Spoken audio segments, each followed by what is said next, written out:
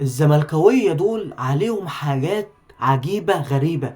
زيزو كان هيجددوا له، هيدوا له 80 و90 و100 مليون، ووقتها ما كانش جعان، كان شبعان عشان في نادي الزمالك. لكن اول ما مشي ونفض لهم وغفلهم وخلع، راح الاهلي وهرب من اللي هم عايشين فيه ومن الضياع اللي هم فيه، بقى جعان. يا ابني ما انت كنت هتديله نفس الفلوس اللي انا كنت هديها له، لا هو جعان. وزعلانين انه طلع يطالب بفلوسه، وزعلانين انه ما سلمش على هشام ناصر اللي كان بيسخن الجماهير عليه، اللي كان بيطلع يقول لك ده زيزو هو اللي عايز يمشي وطالب مطالب ما اعرفش ايه عشان يعجز نادي الزمالك.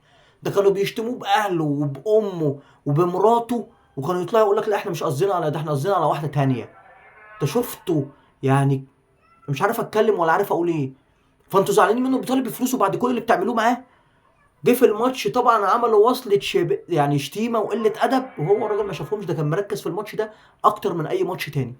والراجل مركز والراجل مكمل في سكته، وهتفضلوا انتوا تهزقوا في المدرجات وتصيحوا وهو اصلا مش شايفكم. فانا عايز بقى اعلامي يطلع يتضامن معاه زي ما عمل مع شيكابالا، يقول لك يا جماعه جمهور الزمالك اللي بيعملوه ده عيب مع زيزو. طبعا مش هلاقي عشان بيلعب في الاهلي، انما لو كان في الزمالك كان الموضوع هيختلف. عشان بس الناس اللي بتقول لك ايه اصل الاهلي بيخدموا عليه،